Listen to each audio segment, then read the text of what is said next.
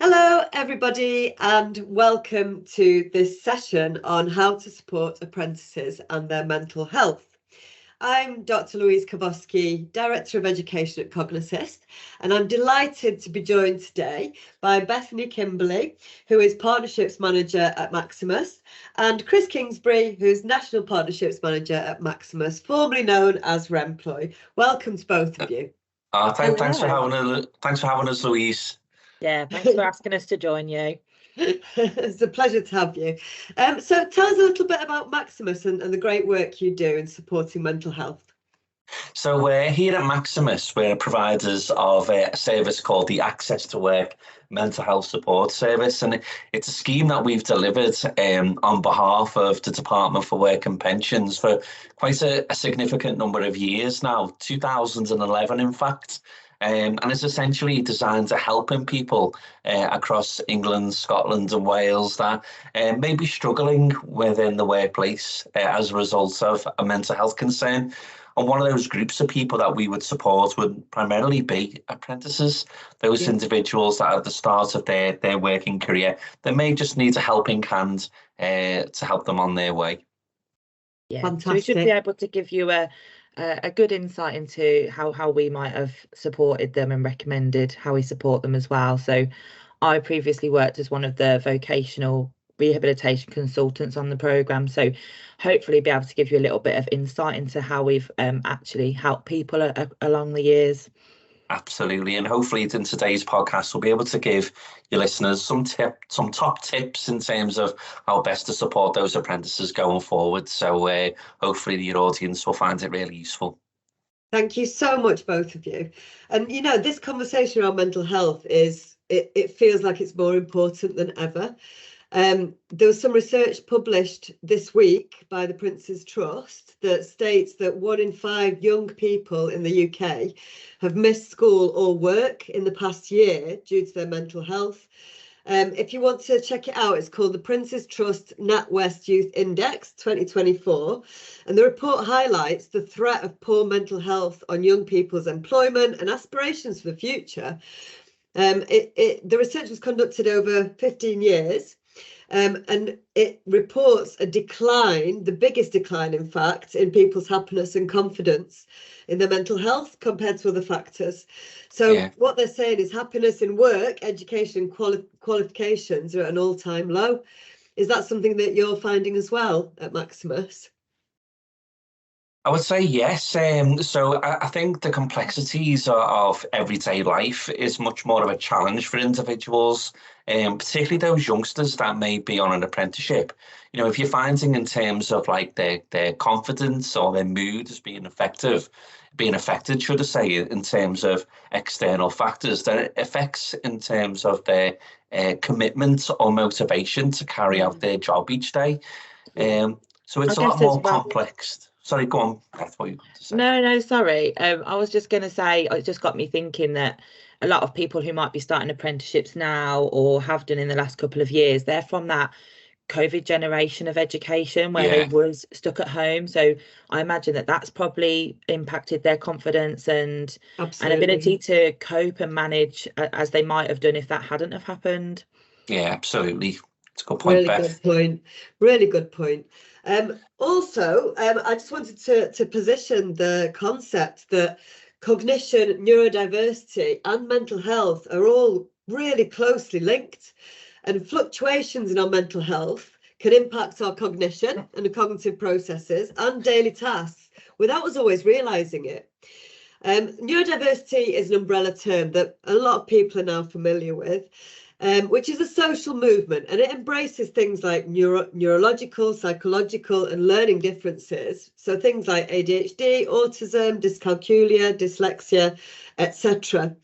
Well, actually, this neurodiversity concept is a generic, non-scientific label that's used as an umbrella term. And actually, like, all of us can be classed as being neurodiverse. Absolutely. And cognition. Yes, Chris, go on. I think for us, Louise, in terms of our service that we provide, I think anything between 40 to 50% of the caseload nationally will have a much more prominent or primary health condition or disability that is deemed to be the core trigger of the mental health symptoms, and the most common one being neurodivergent conditions there. And so it is closely linked with neurodiversity and mental health, which obviously we'll discuss throughout the remainder of today's podcast. It's such a key consideration, because you can't just put things in like verticals. Like, that's you right. know, we can have more than one thing. We can be more than one thing. So it's really important to consider this in crossover, really, that there might be underlying factors as well that affect mental health challenges. And that's why we support cognitive screening for all learners with our solution, because cognition underpins all of this. It underpins neurodiversity, and it underpins potential mental health challenges as well, because it's all interlinked. Personality, behaviour, social ability and mental health are all related to neurodiversity. And the relationship between neurodiversity and cognition is absolutely key. Yeah. Okay, so let's talk about tips. So this is a podcast that is in support of Time to Talk Day through Mind. So in honour of that, let's chat through some tips on how to support challenges that learners can experience. So question 1, how would you ensure an individual with a mental health concern sustains their apprenticeship? Thank you. So I think that there are so many things that an organisation can do, whether it be the employer or the apprenticeship provider or the learning institution, whoever it might be who's supporting someone. But broadly speaking, it's ensuring that there's that open culture, and you know, that's not an easy fix. It's not necessarily something that's associated just with the individual, but I think it's a good place to start, because it's important to ensure that any support that you would offer if someone were to come forward with a mental health support need or neurodiversity should be explained to them from the offset, from the very beginning, so that they know about it well before it's needed. Because I think what that does is it builds their confidence to potentially help to come forward at a later point. They know that the organisation is equipped to support them, and it makes them feel like they're in a supportive environment. So I think you've got to create that open culture. Absolutely. I think as well, it's important to get that message across from the start. So in terms of your induction process for apprentices, induction processes with the training provider or indeed the employer who they're about to start working with, it's really important to underpin an open culture around speaking openly around their mental well-being. And as such as the stigma around mental health, that it's really important to encourage that, so that an individual is feeling supported from the off. And that this apprenticeship opportunity, which all apprenticeships are fantastic opportunities for people to help them on their career, that they're feeling supported and enabled to succeed in that. But equally, the reason why an organisation or a training provider would do that themselves is to maintain that apprenticeship retention level, to ensure that those apprentices that actually start their apprenticeship, that they're actually retaining it and they're successful, and that there isn't a huge level of dropout from individuals that enroll onto those programs. Absolutely, fully agree. A robust assessment at the start, which includes everything. So it includes mental health discussions or screening, it includes cognitive screening, it includes your functional skills. Like that holistic view of the learner is so important to get the accurate starting point, which then leads to success. It's building the foundations, isn't it? And just making sure that they know where to go. You know, you don't want to be digging deep to find support, late at night if you're struggling. You need to kind of have that at your fingertips from the very beginning, and know who you can go to and when you can go to them, and where you can find that support. Absolutely. So is there anything then that, in your opinion, managers or tutors, mentors can do to further underpin this? Yeah, I think something that we often recommend, and well, it sounds really simple, but just scheduling kind of those well-being reviews in advance, again, before someone says that they need them, doing them as standard for everybody, and making them separate to performance reviews. So Chris and I, we've both done apprenticeships. I'm actually doing one at the moment. So they're not all just for people who are at the start of their career. You know, people are doing lifelong learning these days. But you know, it's quite intense. You have regular reviews about how you're getting on. You know, have you done that piece of coursework? How have you found it? But you know, not always are you having those conversations about, well, how are you? Like, how are you coping? And giving people the opportunity to talk about that like in a specific session. It's really important. Yeah, I think so, Beth. And the thing is as well with that, an apprentice may not want to talk about how they are coping or how they are feeling in a forum where they're talking about their performance each day.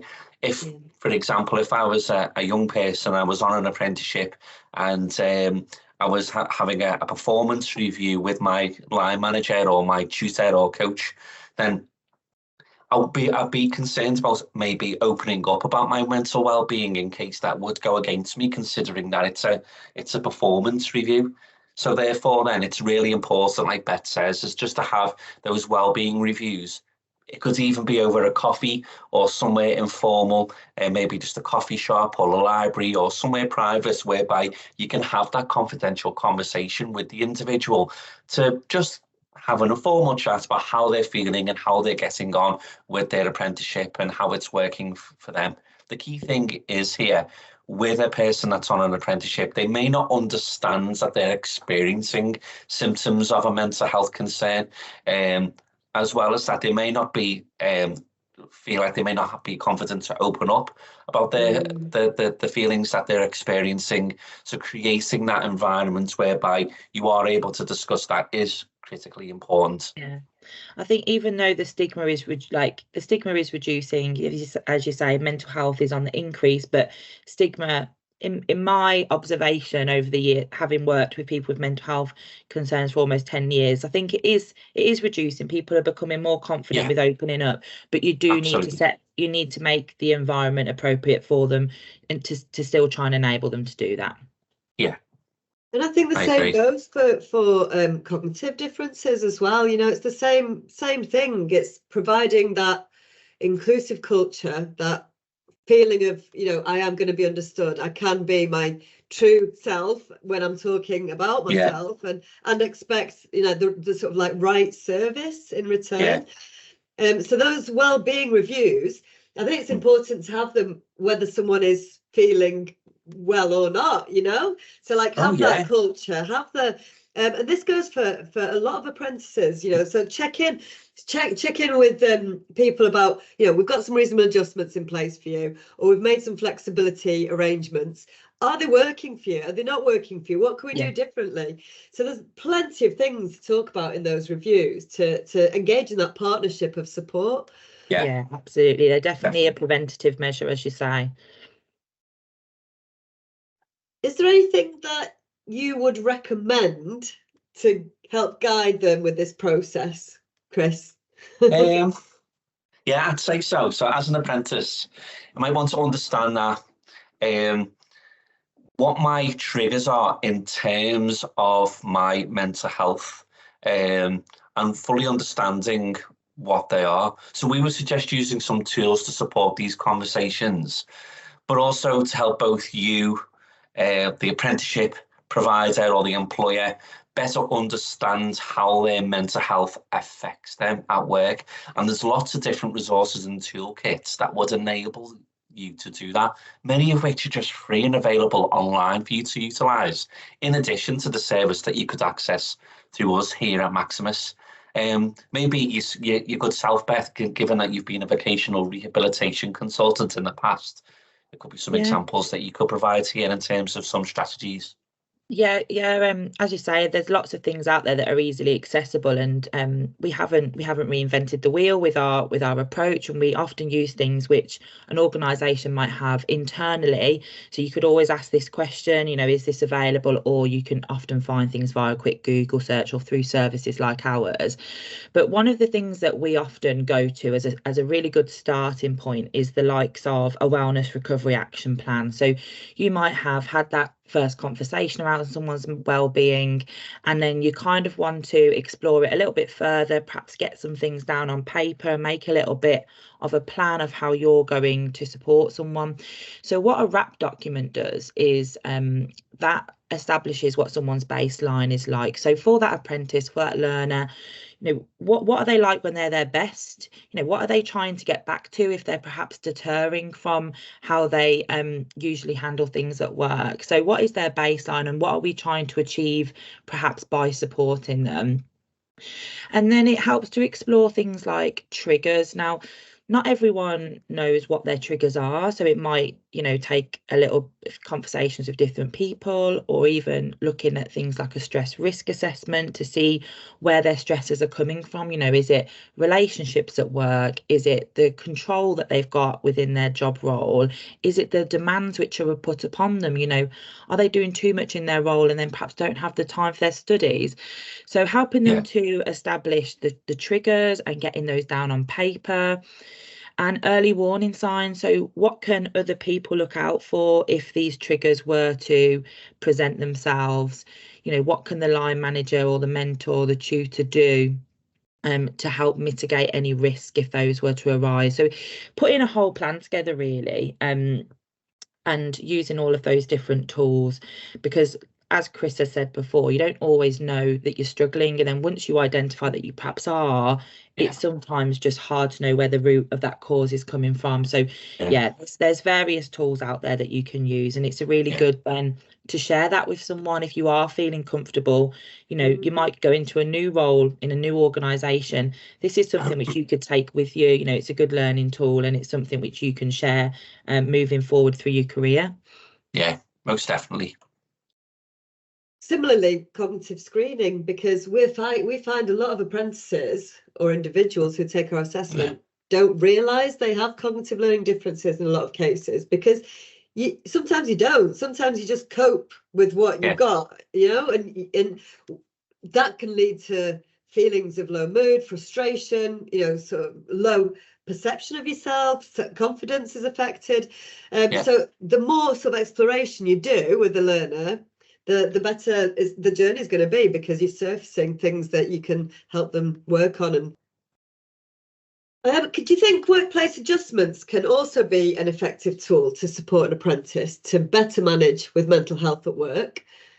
Yeah, I think doing the kind of all the stuff we've spoken about up until now is probably going to bring you to a point where it's like, okay, well, we've identified some support needs here, and what can we actually do now to help you to overcome that? And what reasonable adjustments do is it often helps to put people who may be neurodiverse, they may have a mental health condition, or just another health concern or support need, that they need support to put them on a level playing field with others. And sometimes those adjustments are a little bit bigger, but sometimes they are just small tweaks to their day-to-day role or engagement with other people. So we've got a few examples just to give you, and again, they're not things that often cost a lot of money, or they're difficult to put in place.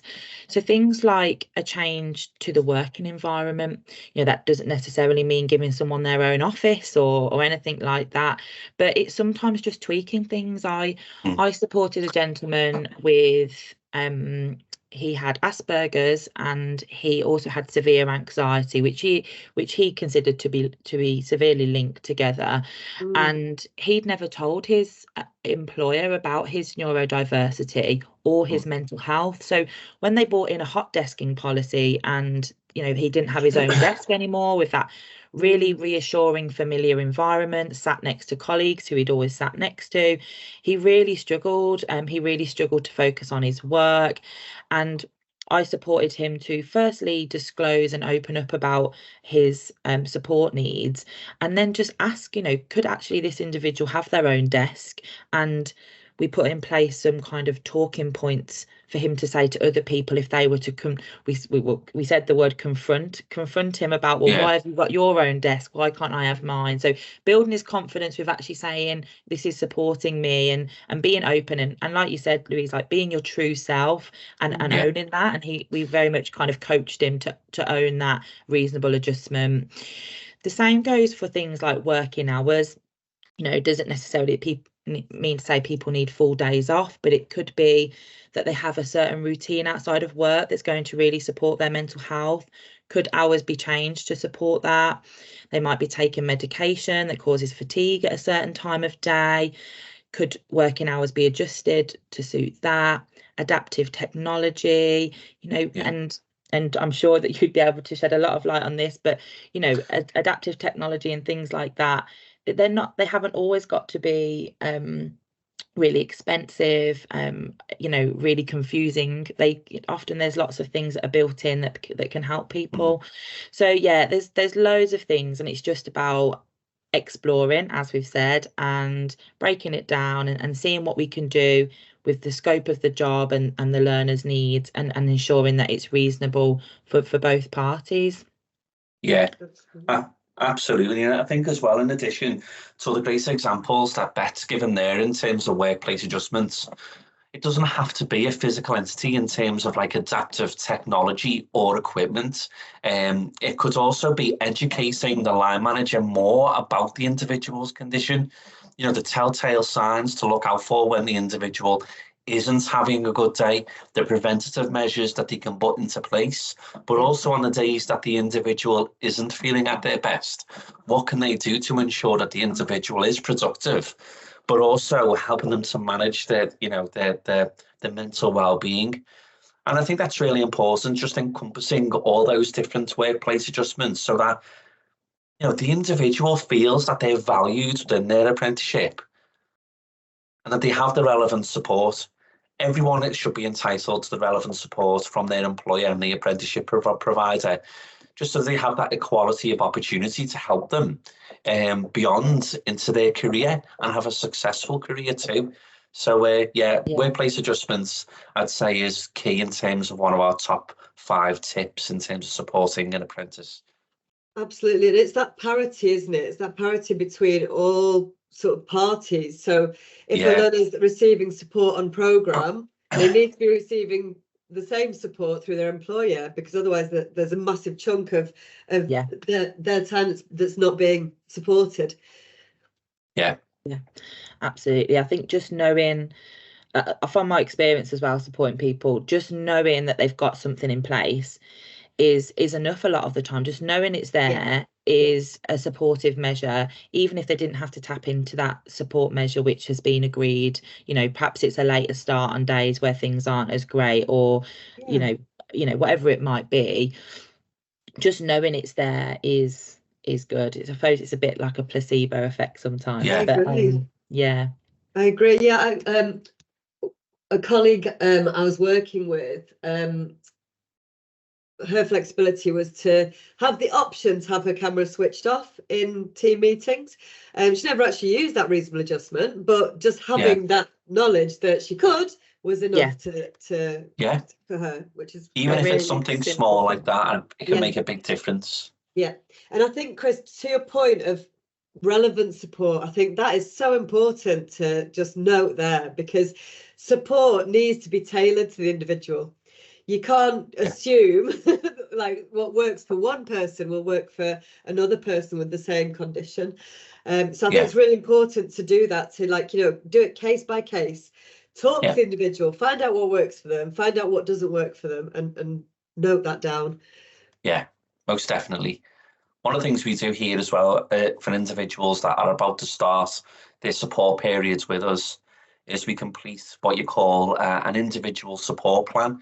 This is before that we do anything, the likes of a wellness recovery action plan, or we provide any of the support and interventions. Your individual support plan looks at what's the type of job role an individual's doing, what's the nature of their mental health concern, Is it linked to any other sort of conditions, such as a neurodivergent condition, such as Asperger's or dyscalculia or dyspraxia? And in under the expertise of the vocational rehabilitation consultant, what are we going to do, that specialist, to help that person to be successful in their apprenticeship? And that's then when you go into the nuts and bolts around your wellness recovery action plans and your workplace adjustments and the other aspects that we've covered here today. Yeah, fantastic information. Thank you. But what if the manager or the tutor doesn't know what adjustments to implement? What would you recommend? So, for example, there is a number of ways an individual can get some additional support, mainly through external organisations.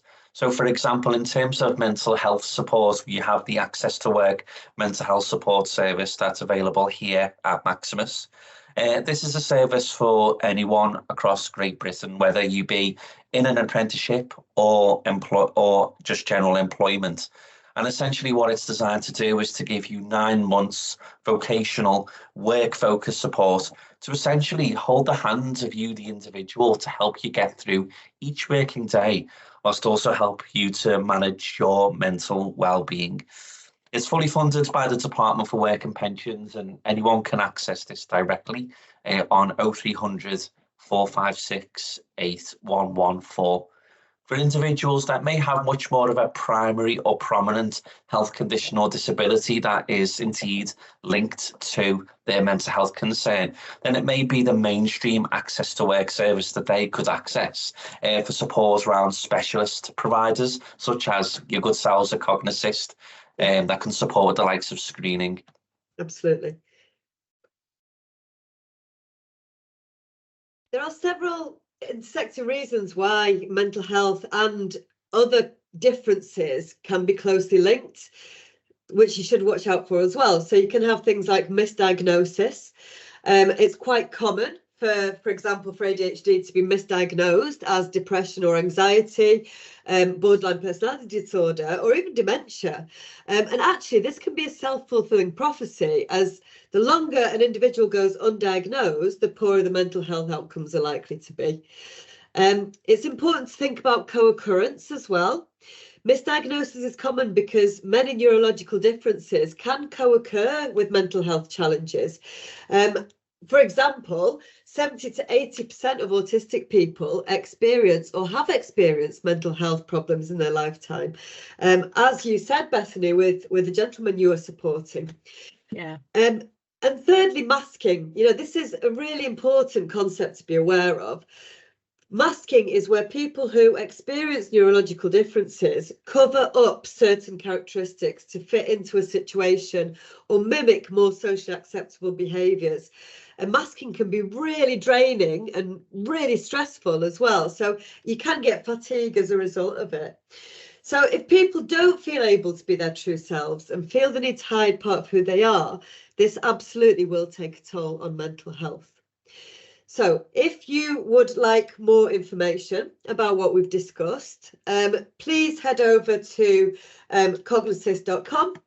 If you want to find out more resources about cognitive learning differences and how to support them.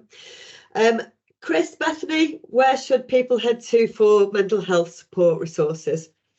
So in the same places where you can find those links, we will also put a link to our referral form as well. So Chris has noted the phone number, which is our confidential helpline, which is where we can take referral details.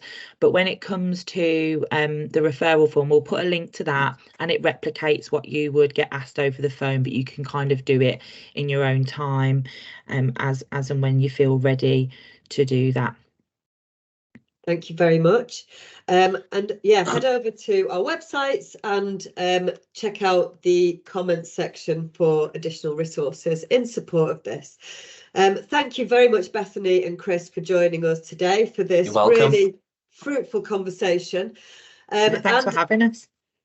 Thank you. And thank you for taking the time out of your day to talk about Time to Talk.